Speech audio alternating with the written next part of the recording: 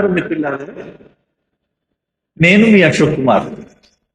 ఈరోజు ఒక సున్నితమైన మనసుకు హత్తుకునే అంశంపై చర్చించుకుందాం. మనం తినే ఆహారము కేవలం ఆకలిని తీర్చడానికి అని అనుకుంటాం, కానీ అది నిజం కాదు. మన పెద్దలు ఋషులు ఒక మాట చెప్పారు: ముందు ముందు మీరు ఎంత ఉన్నతిని పొందుకుంటారో అలాంటి భోజనమే ప్రతి ఒక్కరికి దొరుకుతుంది. అంటే మీ అంతర్గత స్థితిని బట్టి మీ ముందుకు వచ్చే ఆహారము నిర్ణయించబడుతుంది.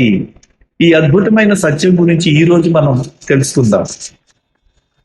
అంతర్గత స్థితి అంటే శరీర నిర్వహణ ఎలా అయితే ఉంటుందో అలాగే మనసు, బుద్ధి, సంస్కారాలు అనేటువంటి ఆత్మకు కూడా నిర్వహణ అవసరం. దానికి ఉన్నత స్థితి పొందాలి అంటే మెడిటేషన్ మరియు మౌనం వీటి ద్వారా వస్తుంది. అయితే ఇక్కడ ప్రకృతి నియమాలు ఏమున్నాయంటే, ప్రకృతిలో ప్రతి జీవి తన స్వభావాన్ని బట్టి ఆహారాన్ని ఎంచుకుంటుంది. మనిషి కూడా అంతే. మనలో ఉన్న సత్వ, రజో, తమో గుణాలు మనకి ఏం తినాలి నిర్ణయిస్తాయి. మీ ఆలోచనలు ఉన్నతంగా ఉంటే మీ శరీరం సహజంగానే స్వచ్ఛమైన ఆహారాన్ని కోరుకుంటుంది.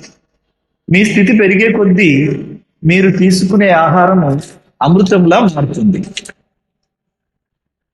అయితే భవిష్యత్తు దర్శనము ఇప్పుడు ఎలా ఉంటుందంటే, భవిష్యత్తులో ఆహారం అనేది కేవలం రుచి కోసం కాదు,